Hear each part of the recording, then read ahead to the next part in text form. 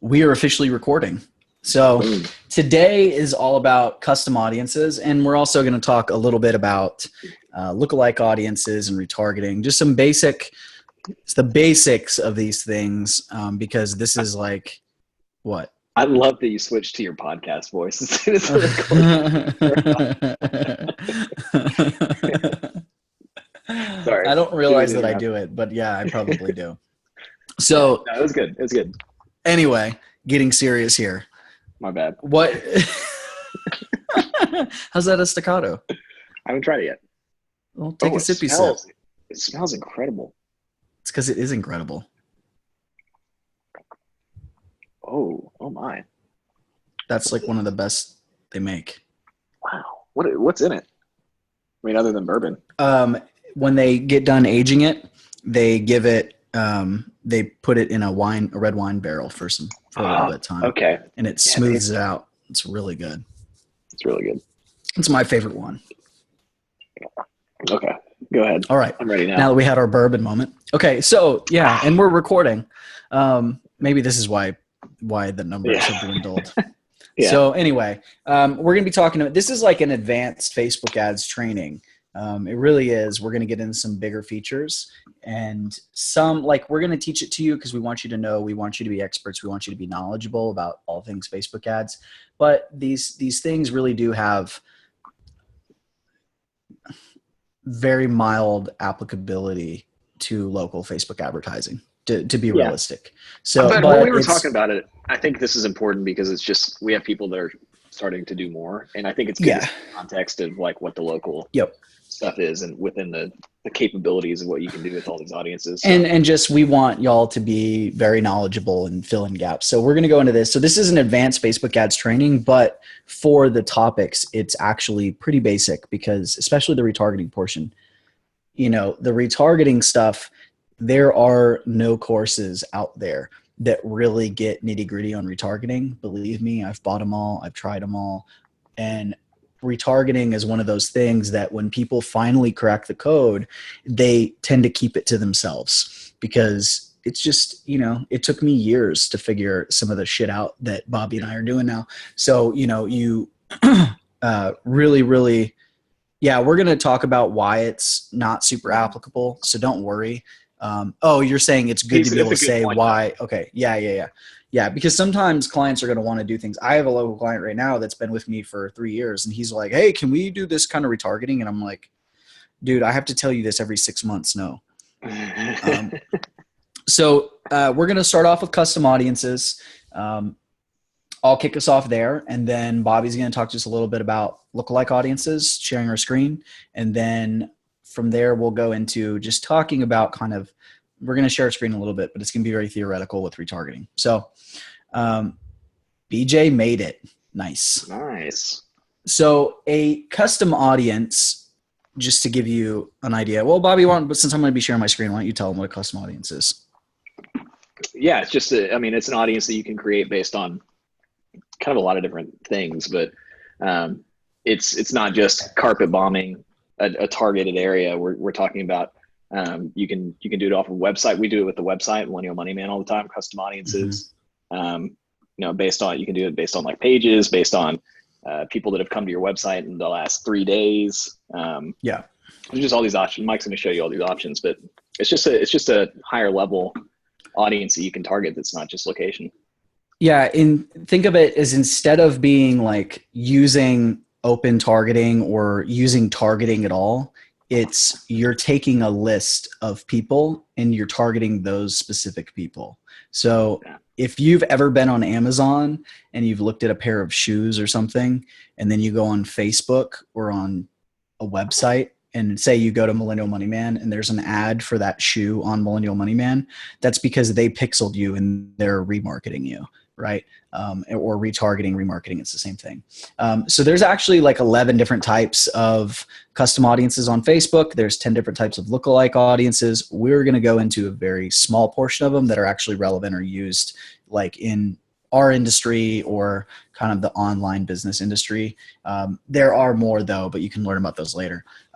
So think of a custom audience as like, think of it as like a small list of people that you upload or select, and then you're able to send only them a message. And a lookalike is like taking a list of people and saying, Facebook, I want to target more people that look like this person.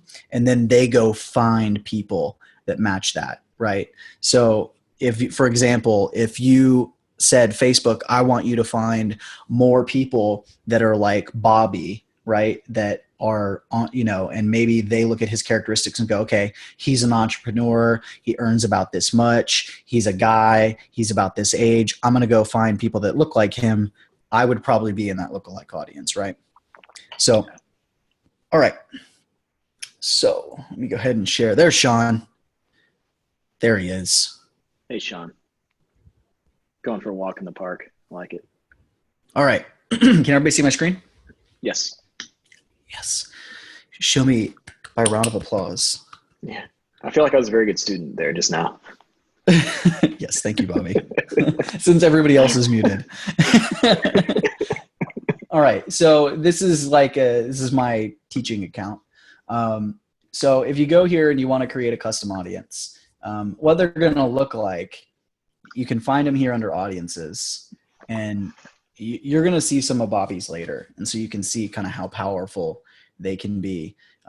But you can see here, this is like an audience of people that watched a particular video or something, right? They watched a video. So you'll find your audiences here, and it'll tell you how many people are in this audience, which is good information to know because it helps you determine kind of what you're going to do. So to create an audience, you go here. So you go to the top, all tools, and you're going to go find audiences under assets, right? And when you do that, it's going to look like this, which we just saw. And you're going to go to this create audience blue button. And it's going to say, do you want a custom audience, a lookalike audience, or saved audience? Really quickly, all a saved audience is you saying, I want to target these interests, this gender, these age ranges, and choosing those normal interest targetings, and then just saving them so you can use them later, right? So if you use a certain set of targeting repeatedly, you can create a saved audience. And then we described what custom lookalike is. So you're going to create custom audience.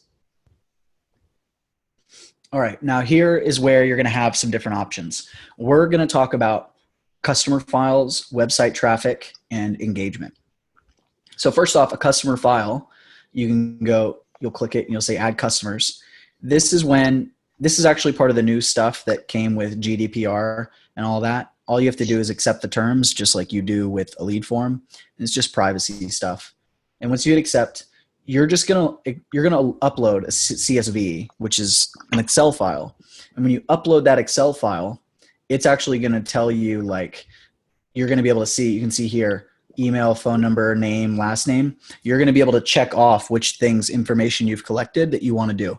And the more of the information you can collect, the better, because they might have given a different email than they used for their Facebook account. They might have had a different phone number or whatever. So if you have their name, first name, last name, phone number, email, if you've collected all that information and you upload it as a custom audience, there's a greater chance that they're going to be able to find all of those people and create this audience that you're going to target. The reality is you're probably only going to get about 80%. You're not going to get all of it because some of the information is just going to be different.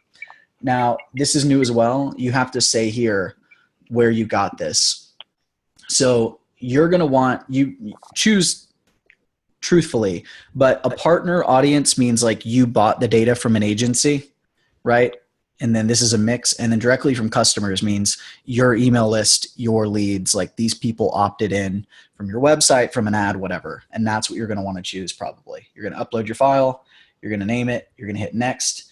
And then it's gonna map. The mapping section is where you choose these items, and then it's gonna go through this process, and then you close it. The next steps will ask you if you want to make a lookalike audience or do anything, and then it's gonna pop up here, and you're gonna be able to select that audience and target those people. So if it showed up and it said 3,000 people, then you would be able to target 3,000 people. That's how big your audience would be when you targeted it. So that is a customer file. Anybody have any questions? Pull up the chat. No. I don't know Excel, Google Sheets. It needs to be a .csv file. Yeah. I don't know if that's If if a it's a Google dot, yeah, sheet if is. it's .csv, CSV will work. So Excel will work. Google Sheets will If work. you save a Google sheet, you can probably save it as a CSV, I assume. Yeah. All right. So the next one is website traffic. All right. Now, website traffic, a couple things here that are really, really important. What we're doing here is we're going to be selecting, we're going to be creating an audience of people that hit a certain website or certain pages on a website. Okay. And real quickly, we got one more question. Is there a minimum for custom audiences? No, there's not a minimum number, but you just have to remember that the fewer there are, the less money you're going to be able to spend. So as a general, here's a nugget for y'all. As a general rule of thumb, you probably only want your budget, like your estimated reach, to be about 10% of your custom audience. Okay. So if you're going to target a custom audience and it has, 1,000 people in it, you only want to reach about 100 a day with your ads. So you can see how it can get problematic. And if it's too small, Facebook won't even spend the money. All right. And so that happens with a lot of our like retargeting that's like really fine level retargeting is it's a really small audience. For a lookalike, I believe you do need 100. You might be able to do it with 50. I don't remember the exact number, but the point is, but honestly, you don't want to create a lookalike with less than 100. I don't tend to create lookalikes until I have 200. And the bigger the list is, the more powerful the lookalike is going to be. Okay. All right. So the big thing to remember here, and I did this with a client recently because I didn't know, it was really embarrassing. Sometimes people have multiple pixels for their business because they screwed something up. So they might have Mike's pixel and then they might have Mike Yanda's pixel. You need to make sure you know which one is installed on their website when you create the custom audience. And a sure sign is if you create the custom audience and it's showing that there's no information, you're getting the red light instead of the green light over here, then there you need to check that. And so what was happening is I didn't realize they had 2 pixels that had almost the same name, like almost identical. And I didn't realize. And so I kept using the wrong one over and over. But at one point I had used the right one somehow. So I had like one working and one not. And the client finally figured it out, which is really, that's kind of embarrassing, right? Like somebody that's been doing it as long as I have and my client figured it out and I couldn't figure it out. But I'm not used to, most people don't only have the one pixel. So that's the first thing. Make sure you have the pixel. Now this any versus all, this is an and or type thing, right? Like if you do multiple things, so you can include more options, exclude, and I'll talk about that in a second. But if you do all website pixels or all website visitors, it's going to be any page that pixel is installed on. So if they have it installed on their website, installed on landing pages, it's going to capture everyone across all of those. But the most common time that you do it is you're going to say, pick who visited a specific web page, and you're going to leave it as contains, and you're going to put that specific web page. So Bobby, do you mind if I use your site as I do it? I don't care. No. All right. All right. So let's say Bobby wanted to target people to his blogging course. Come on. All right. So he might go to this start a blog page. No. And we grab this. I think there's like multiple people using a bunch of devices in the house right now. So we would put it here. We would just put the URL there. We'd hit enter. Now what's going to happen is they're going to make a list of the people who have visited that page in the last 30 days. Now this wouldn't work if I did it because my pixel is not installed on his page, right? But the idea is you put the website in there, you hit 30 pages, and then you might say, this would be like start a blog 30 days. Like you're going to label it and you're going to hit create audience. Okay. And then it's going to publish. And then you'll see blue populating until this one's going to turn red, but sometimes it'll turn green. So you can do this to do all kinds of things. So an example of how Bobby uses it is if somebody visits his website in the last week, they'll be retargeted to this course. Like, hey, have you heard about this course? Let us tell you about it. Or if they've been there in the last 3 or 4 days into one of his like blogging articles or something, it might be like, hey, I saw that you were checking out my blogging guide, but you didn't opt in for my blogging course. Why don't you check it out? And so it's just bringing those people back, right? That's the retargeting piece. So he creates that custom audience of, hey, you've been here in the last 3 days, 7 days, 5 days, whatever. And then that's the people that are being targeted, like $5 a day, $5 a day. And it's getting cheap email subscribers to help him grow his list, or people on the sales page or whatever the goal is. So one of the things you can do here is you can go contains like that, but then you can actually go and exclude, right? And then he can go here and he might say, okay, he might put the thank you page, right? So I don't know what it is, but let's say thank you. That might be the thank you page for his blogging guide. So what he's just done right here is he said, I want to retarget these people that aren't already subscribed to my list and get them to join my list, right? And you can do the same thing inside of Ads Manager when you do your targeting by selecting this custom audience without this exclusion. And then if you have another custom audience of subscribers, then you can exclude that custom audience. So there's 2 ways to do it there.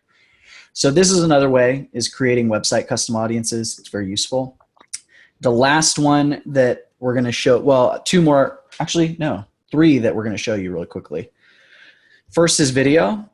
So you can select video. You can select a percentage they watched of the video, however many days, and you can actually choose videos from the page. So you can say, okay, anybody that watched 50% of a video, and then, sorry, I've got a lot of accounts. Here we go. Okay, anybody that watches this video, right, then we can do that and we can select that. So we can actually create a custom audience and retarget people that watch a certain video. Another way, another custom audience that's a big one inside of engagement is lead forms. This is probably one of the coolest options that you have. And this is when we tell you that you don't need the pixel for your lead form ads, but it's good to turn it on. This is why. You can actually go here. You can choose the page. You can choose a specific lead form. I don't have any, but choose the lead form and however many days, maybe it's 7 days. And then you can choose people who opened the form, which means they clicked on the ad, people who opened it and didn't submit the form, or people who opened and submitted. So a cool thing that you could do here is you could do one custom audience of people who opened but didn't submit and one of people who opened and submitted. So think of this as leads and people who clicked on the ad but weren't leads. The people that are leads, you could retarget with a video that's like, hey, we're so glad, let's say it's a gym. Hey, we're so glad you joined our 6-week challenge, da, da, da, da. We're going to be contacting you. Here's some basic information. You could just retarget them with testimonials and stuff like that to get them all amped up. If it's somebody that didn't apply, you could actually retarget them with, hey, we saw you checked out our challenge, you didn't join, click here to sign up. It's, there's only 3 days left to join or something like that. Or you could target them to get them on the email list with a guide or something.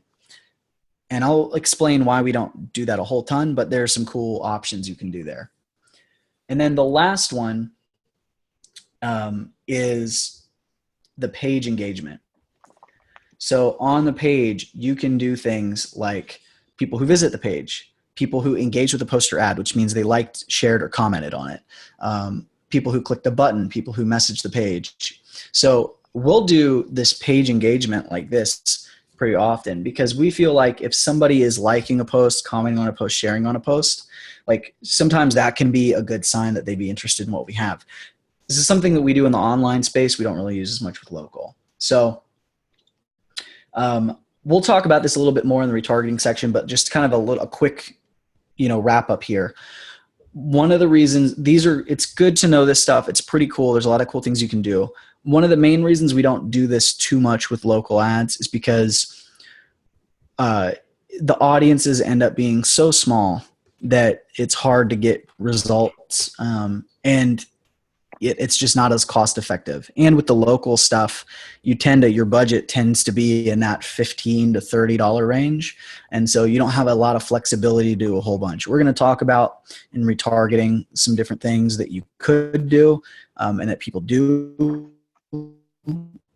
use. We'll get into a little bit more in depth with that, but I'll save that till the end. And let me get these chats real quick before I hand it over to Bobby. How do I get out of this? I just press escape. Escape. Hey, that would work. Yeah, so those 47 leads weren't tracked, Sean, because you didn't have that button going. No, actually, Michael, you can't track those unless that pixel button is on inside of the lead form. If the pixel button is not on, any of that data from the lead form isn't tracked. It says, do video ads that are ads have to be live, or can it be from an ad that isn't currently active? I think it shows the video from the page, but not sure. You can use any video. So whether it's a page or it's an ad, inactive or not, you can do that. So, you can use those audiences, and they can be an old video that you haven't been running for a while, but maybe you had gotten a ton of views on it. I actually had one of my clients had a video about deadlifting go viral, like tens of thousands of views per hour over the course of a period of days. And then we started spending money on it. And to this day, we spend $1 a day on it, and he's getting about 4 views per penny on that video. And then we were retargeting those because it's just so cheap.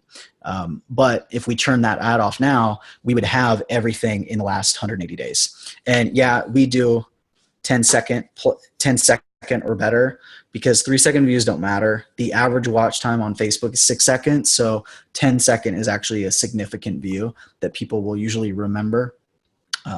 Cool. So Bobby, you want to tell us about lookalikes? Yeah. So lookalikes, I mean, basically that's how I built all of Millennial Money Man on lookalikes. I mean, I did some Google, some other social media stuff, but I mean, it was pretty much, it was all based on that. And funny story, when I first started doing them, I'll just tell you, the way that Millennial Money Man got big was that I got featured on CNBC, but I didn't know when I was going to get featured on CNBC. And I actually, before it happened, I didn't even have the pixel installed on my website. And so I was like, man, I'm about to get a ton of traffic. And so I went and I installed the pixels a couple of years ago. And then I think like the next week, the CNBC thing went live, and it sent like tens and tens of thousands of people to the site. And so basically what I did was I created a custom audience on the website traffic. And then I started creating lookalike audiences on top of that website traffic. And I was just experimenting, 1%, 2%, 3%, which I'll show you guys in a second. And I just started hitting it with different ads to see what would work and what wouldn't work. And then eventually I was able to get some really, really cheap cost per click. And then I scaled it from there. So the lookalike audience thing can be really powerful especially if you're dealing with big numbers, because like with Millennial Money Man, we're able to really create audiences that have millions of people in them. So we can run ads to people for a really, really, really long time without burning the audience out. And so it's pretty crazy. It's a game changer for, if you guys ever work with a blogger or something like that, it's huge because it's really cheap traffic and it's really high quality traffic, I feel like, compared to like say Pinterest or Google or anything like that, where people are just kind of searching for something. And if you do a lookalike audience and you're targeting a national audience, like you're targeting the whole US or you're targeting multiple countries or something like that, where you're talking big numbers, like over 1 million, those lookalike audiences are more powerful and get better results than any targeting you can do. Like we use targeting more like when we're getting started. The minute we can start using lookalike audiences, we start testing them, and usually they start outperforming. And the more data you can give it, the better. But a lookalike audience for a national campaign is going to be one of the strongest audiences you can use outside of a custom audience where you'd be retargeting warm audiences. But for a local level, it's kind of useless because a lookalike audience, as Bobby's going to show you, you're getting like 1% of the country.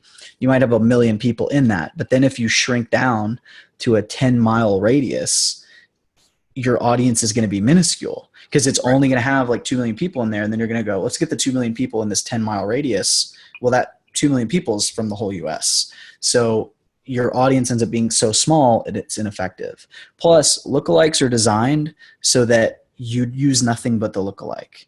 You don't put any other interests on top of them. You don't shrink them in any way. When you start layering things on top of a lookalike, Facebook actually says not to do that because it actually screws them up. They can't be as effective because you're limiting what they were designed to do. Yeah. I'll go ahead and share. Hold on. My screen going. Okay, cool. Can you guys see it? Make the shiz bigger. Shiznits. Okay, so this is just kind of a look at some of the audiences that we have going right now. As you can see, we have a lot of them, and we create a lot of different things and test them. There's a lot of retargeting stuff that we do. We create all these different audiences. But I mean, if you look down here, we've got the Millennial Money Man site audience at the very bottom, and it's 260,000 people. So then when we create a lookalike, and I'll show you how we do this in a second, but this lookalike based on this Millennial Money Man site audience, we're looking at 2.1 million people. So it's real simple. After you get your custom audience set up, you just go up to lookalike audience, and you're going to pick a source. For purposes of this, I'll just pick a random one.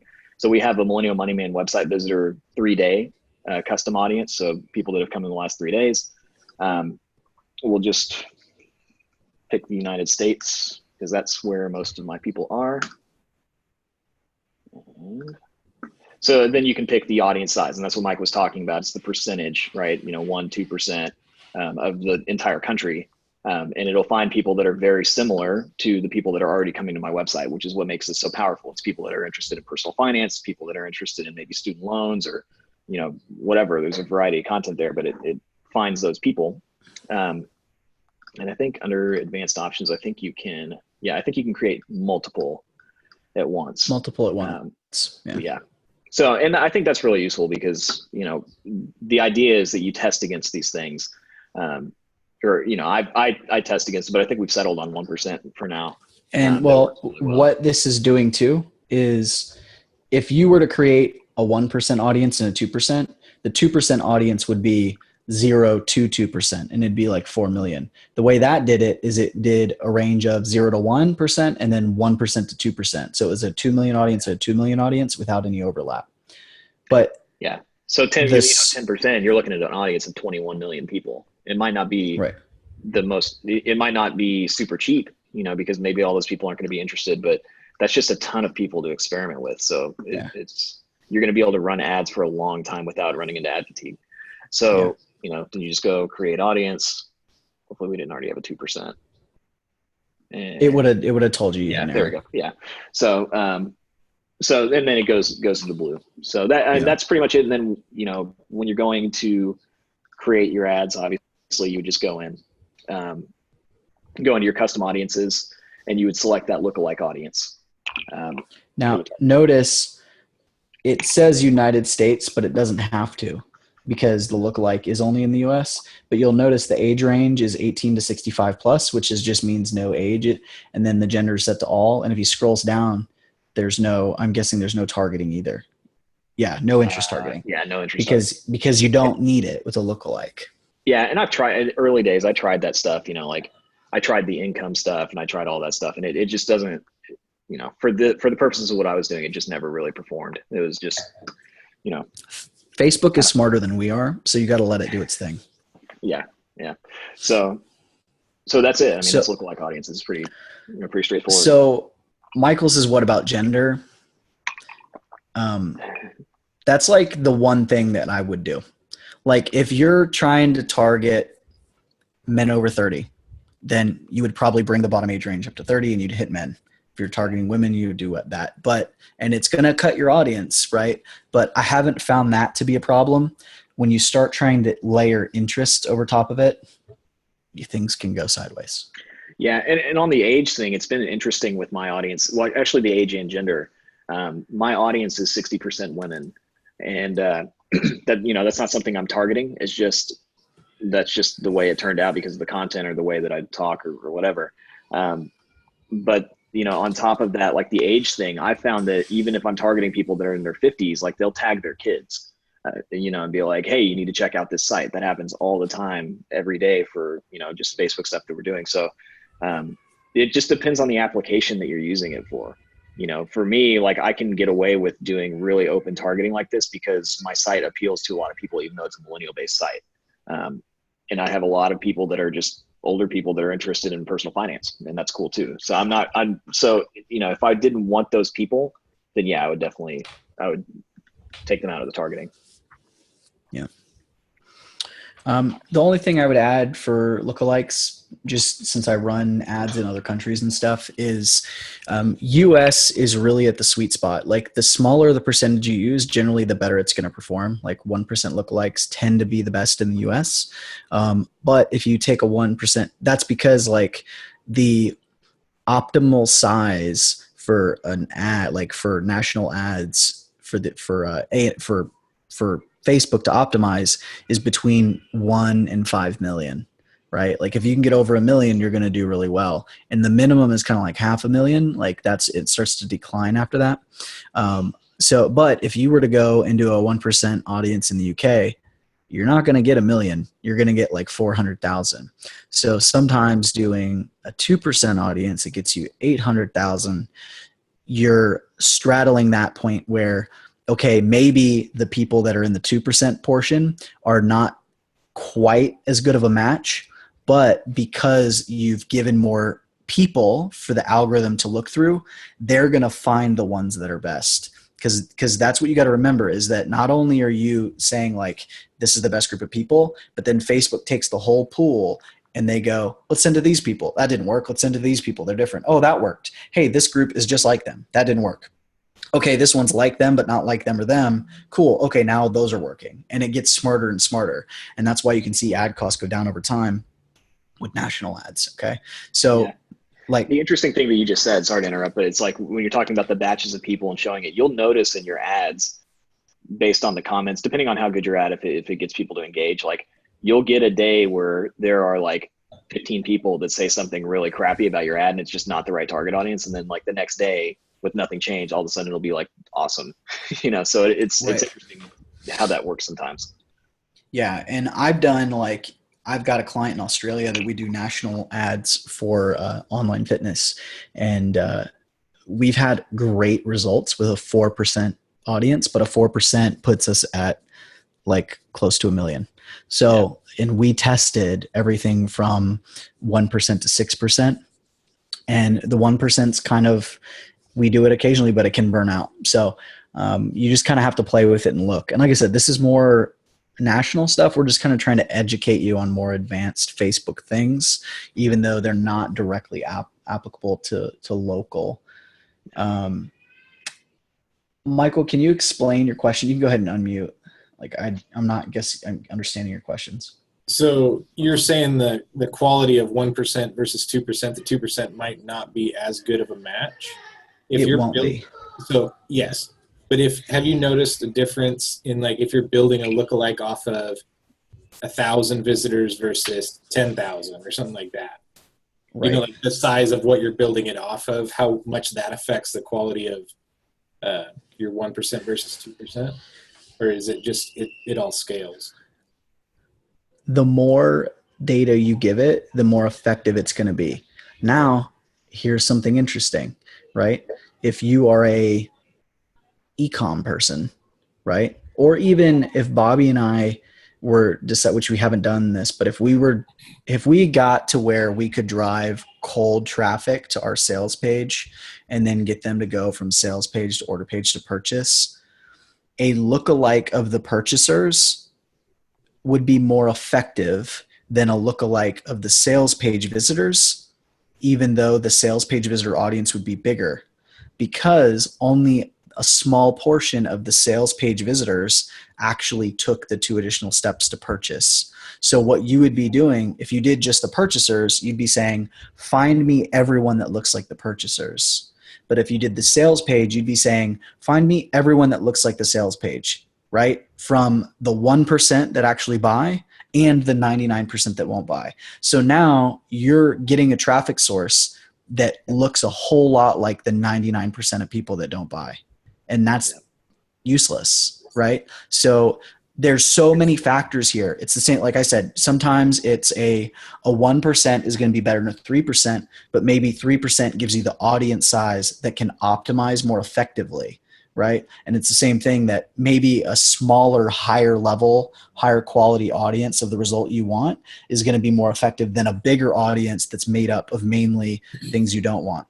So as an example, we very rarely, like if you're say building a list or you're trying to get, let's say online, like you're trying to get people in a guide, we're always, let's say your page converts at 25%. We're always going to take the smaller, say audience of 250 that actually opted in and make the lookalike instead of the 1,000 people that hit the landing page and bounced.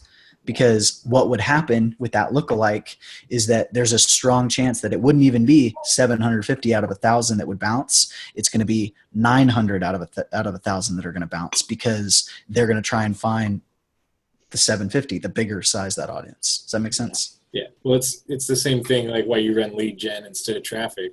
If you tell Facebook you want something, it'll give you exactly that. So make sure you ask for the right thing. Exactly. Yeah. And it's the same thing like when we were talking about, you're asking about the reach campaigns. PPE, page post engagement, is sometimes the exception because it gives you so much engagement that your CPM drops, you reach more people, and then from the sheer volume, you get the result you want. But if you were to go do a reach campaign, you're going to have lower CPM. You're going to reach a whole lot more people, but you're not getting the engagement. And so you're just kind of skipping that step. But for whatever reason, the difference between the two, sometimes PPE actually gets people to click through or gets people to convert. Reach campaigns, you look at like, oh, I wanted to get 1.5%. And all of a sudden you got 0.1%, right? Like it can be really, really shitty. So I was going to say the only time that I've used reach campaigns like regularly that I aim to use them is if let's say you were getting leads to get people to come into the gym for like an orientation for a challenge or something. I might use a reach campaign to retarget that small amount of leads to make sure I hit all of them. And I would make it with no button, no anything. And I would just say, don't forget to come to this thing. I do that with live seminar campaigns all the time. If we're doing a live event for somebody that's happening on a certain date and we're advertising 2 weeks out, we send them as reminders. Sometimes I use reach, but here's another ninja trick. If you use a traffic campaign, you remove the button, you have no call to action, and you set it to only be charged for clicks, and nobody's clicking on it, you're getting free reach. You're actually, yeah. And so that's a cool way to reach people. Now, if somebody clicks on it, you're going to end up paying for it, and it might be like a $15 click. But there's no call to action, there's no button, and it's just like, hey, don't forget. Most people aren't going to do that. And, we've done before, we've reached huge amount of audiences and got people to come with zero ad spend on that. Yeah. I love that. Yeah, super ninja. Awesome. I love ninja tricks like that. I have a client that we talked about that doing people who we're running to a landing page, not a lead form. So targeting people who clicked but not opt in. Right. He did, but he didn't see the thank you page. And then once an audience gets to a couple thousand or something like on that, retargeting that with that, create the post from the conversion ad with a reach campaign. Because you don't care about whether they're most likely to take some action. They already took the action. Exactly. So, and because here, at least here in California, except for the chiropractor ad, like if our CPM's under $20, like we're jumping up and down, like we're doing good. Right. And so when a reach campaign has CPMs of like 4, right. That's hard to argue with. And it can work with retargeting, and you can actually make that more effective. You can say, hey, we saw you were checking out our guide, but you didn't grab it. It's only available for 3 more days. And you do a reach campaign targeting a custom audience of landing page viewers in the last 3 days. That's real scarcity. And you're hitting those people guaranteed, because you could say max frequency of 3 times every day. and then you're going to hit them with ad 9 times, right? Because you can change that in there. Now, y'all have to go play with that to see that, but there's some stuff in there. Michael knows what I'm talking about. So yeah, that can be very beneficial with retargeting. Another thing you can do is, I'm really big fan with the online people I work with of just creating ecosystems where people just kind of get trapped in our retargeting loops. And we do a lot of cold traffic to guides. So people hit the landing page and they leave. So what we like to do is retarget those landing page audiences. We call them drop-off audiences, to something that's a lower commitment. And so a lot of times what we'll do is we will retarget them to a piece of content that is a click without an opt-in, to say a video, and then maybe there's a button under that video that sends them to like an opt-in page or something, or we'll send them to a post on the Facebook page that's about the Facebook group, so they can then join the Facebook group, because then they're not giving up. Think about joining a Facebook group or clicking on a piece of content. That's a lower commitment because you're not giving up your name, your email, right?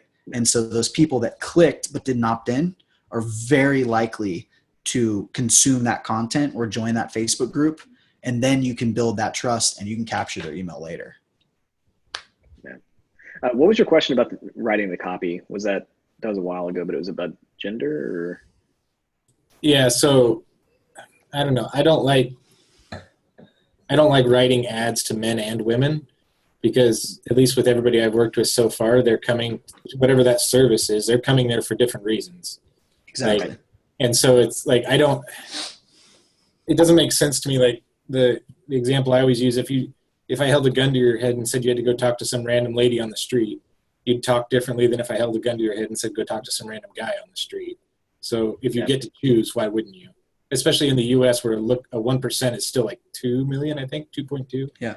Like that. So that was all. Just like, if you can split it down to 1 million and only talk to women versus men, that was why because I can write the ad different. So. Right. Yeah. It's interesting for what I do. I actually enjoy, I think female readers are better quality readers than male readers, because they interact more and they're nicer, because guys are assholes, especially with personal finance stuff.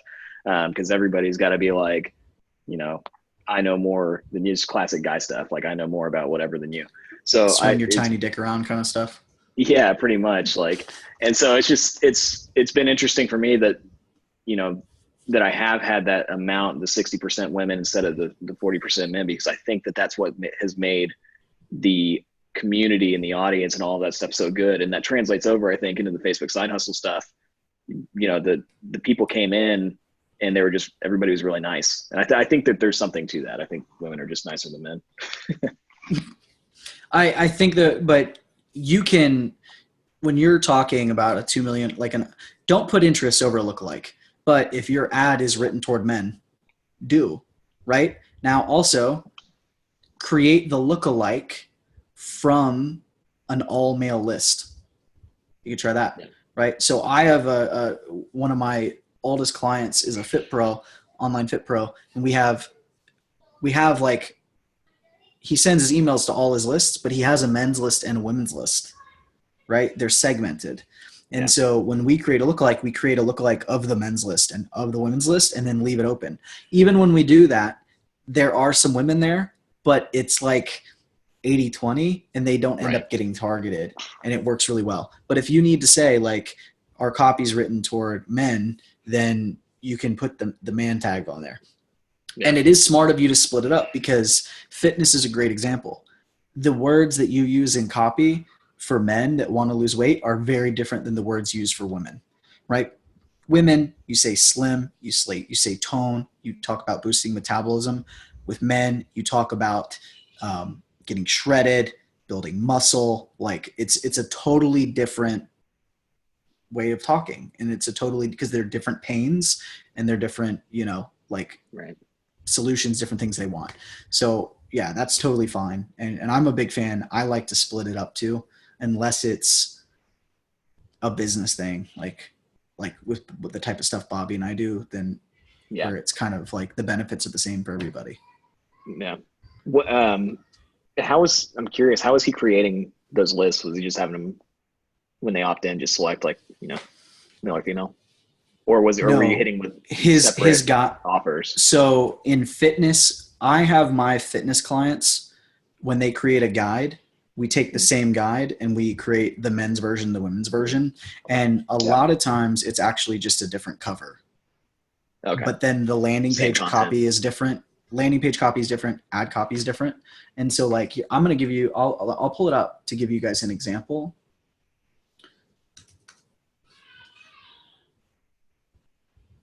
All right. So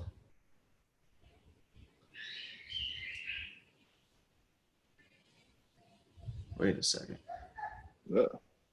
Oh, that's why. Okay. All right.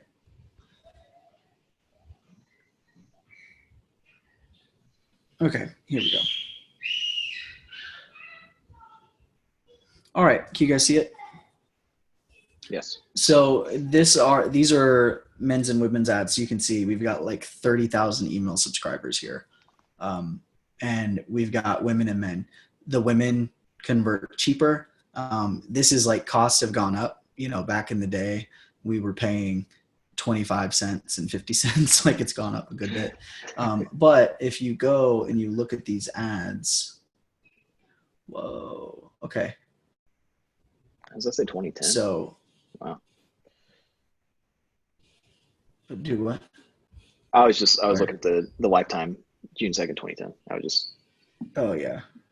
Yeah.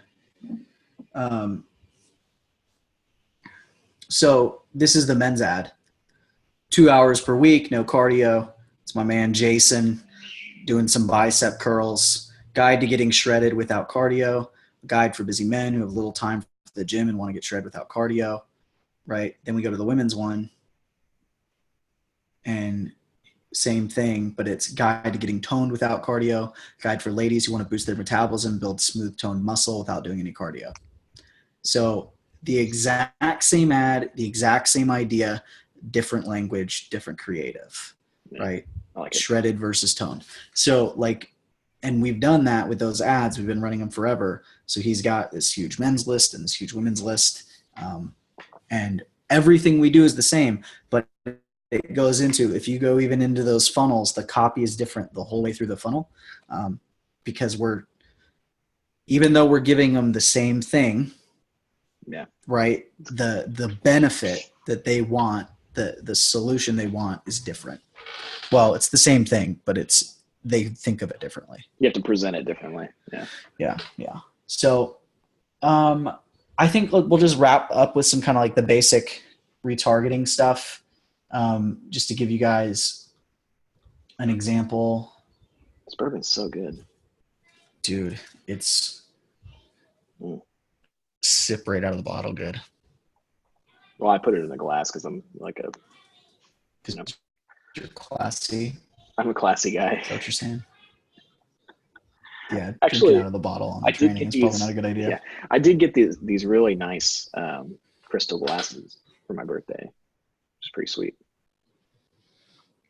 I was very happy about that. Your wife gets major brownie points for that gift. Oh, she knocked it out of the park. Yeah, yeah. Well, with all the damn furniture I've been buying lately, you'd think I'd get something good for my birthday. The least she can do is buy you some bourbon. Yeah. Oh man. No more plastic. You're 30 now. No more plastic. Yeah. So, okay.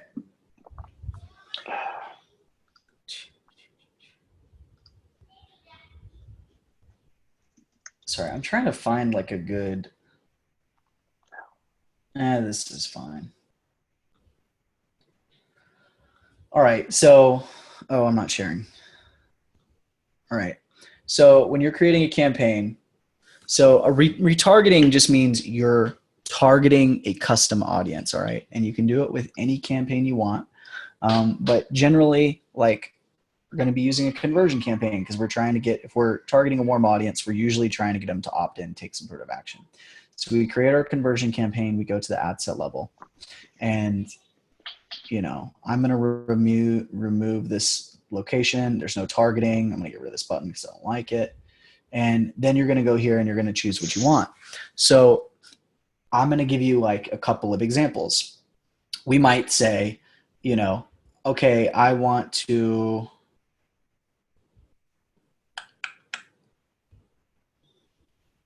let's see. So website visitors in the last 30 days. We might say, I want to target website visitors in the last 30 days and send them to a lead magnet, right? And it's like, hey, if they visited in the last 30 days, we're just going to put $5 a day on there. You can see Bobby's had like almost 50,000 people in the last 30 days. And so, we're going to say, okay, we're going to put like $5 a day on that. We're going to send them to this lead magnet. That's probably going to be cheaper than targeting cold traffic because they know who he is, right? Or you might do something like, say, and all you would do is you would click these, right? So we've got all these different days. So you might we want people that did it in the last week. So let's say you're promoting a gym, you might say, okay, I know that we had, 500 people click on the gym ad, right? The lead form, or hit the landing page, the conversion campaign in the last 7 days, right? We're going to go ahead and retarget them back with another offer, remind them like a last chance offer. You'd put it here, and then you would have different copy, right? You would want your copy to say like, hey, we saw you. You want to call them out, right? Like if you've ever seen any of the ads, about the course, you see that they're like, hey, we saw you checked out the course. Come back. Person here has seen the ads for the course. Yeah. So so it actually says, we know you were doing this thing, and it's kind of creepy, but you want to do that because you want to remind them of what they did. So that's just how simple it is. You just pick it, you put it here. And like I said, you want your reach. So let's say this one had, it doesn't say how many people it had. Not available. Okay. So, okay, look at this one right here. There's 2,700 people. So what that would mean is that if we click this, we would want to look at these estimated results, and we want to try and keep about 10% on the lower range. So this is probably a $20 default, right? So I'm going to set this to $5. We're at 170 to 6, right? So now that's what I would want to do, because I don't want to burn through that custom audience too quickly, right? And that'll allow us to get better results. So that's pretty much how the retargeting works. Now here's what you got to remember, like why we said we don't use, well, we already explained why we don't use lookalikes too much at local. Yeah. The reason we don't use the retargeting too much is usually a budget thing. But like if you have a bigger budget, then you'll want to start adding that in, right? Like if you've got a bigger budget and you're already spending $30 on cold lead gen, then start doing the retargeting if your budget's $50. But some other things that you can do, if you ever hear me talk about something called carpet bombing, I'm using kind of the original term. And I asked Bobby today, I was like, have you heard of carpet bombing? He's like, yeah, carpet bombing is when you just leave open targeting and you carpet bomb the entire area with the ad. Actually, Michael, don't shake your head because you're wrong. Carpet bombing originally was open targeting, carpet bombing the entire area with the ad. Then about a little over a year or so ago, a guy in one of the big Facebook groups coined something he called carpet bombing, which kind of changed the name of it. And his version of carpet bombing was you open targeting, you hit everyone in the area with a video, okay? And then you build up custom audiences of 75% views or whatever, and then you retarget those people. And the idea is you find out they're interested in that workout program, in that dental procedure, whatever it is, and then you retarget them. Now, if you go a year ago and Ben or Mike Heath, one of those guys, they will crack up about this if they watch this part of the video, because all anybody ever asked about was carpet bombing and how much your budget should be and how much you should be spending on the video and how much you should be spending on da-da-da-da. And it was really wildly popular for a long time. You don't hear about it anymore. And there's a reason that you don't hear about it anymore, because it's not very cost effective, right? Not available, yeah, just means less than 1,000, yeah. So it might still be talked about in that group. It's one of the big Facebook groups, but it used to be talked about in every group. But what happened was people were spending tons and tons of money because his minimum recommendation was like $50 a day on video, and then spending like $10 on retargeting. And most people don't have the budgets for that.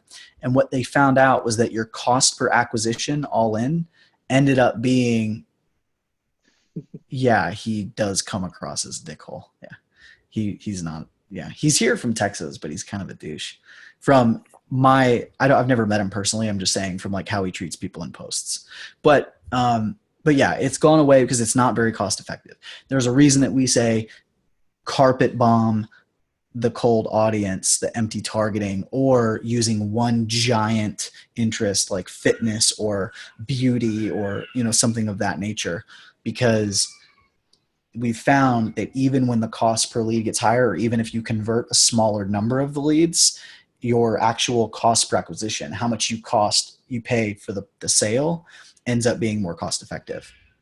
Now, the exception to that might be if you're in certain parts of Australia, if you're in California, if you're in these really expensive places, promoting the content can be more effective for retargeting. But even that, when we do content, when I have clients that we do content and we retarget, we do not do one big piece of content and throw all of our money at it. We do constantly put out content, and we keep retargeting the warm audiences and then bringing in new cold audiences, and then we retarget them. So they're seeing them multiple times and truly becoming fans before we retarget them.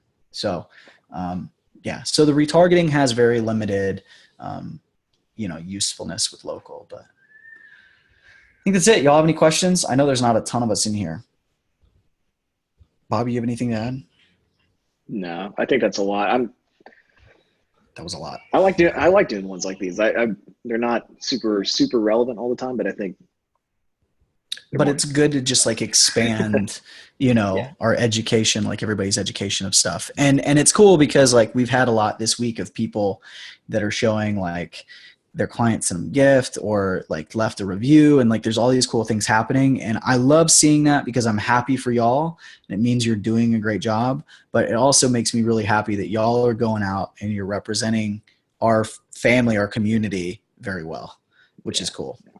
And that's what we wanted. We said, for those of you that are here that are like from the original group, we said our goal is to create this army of digital marketers that aren't trash, that are going to go out there and wipe the floor and, with the competition that suck. So you guys are clearly doing that.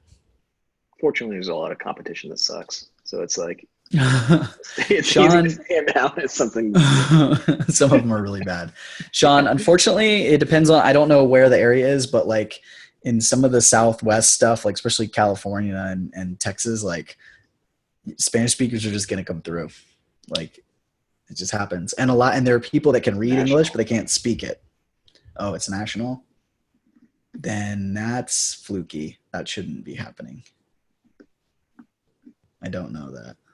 Sorry, bro. Yeah. Who ties your shoes? Nice.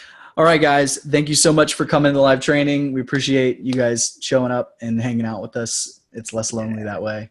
And we'll talk to y'all next week. Well, actually, we'll talk to you probably like tomorrow. Love you.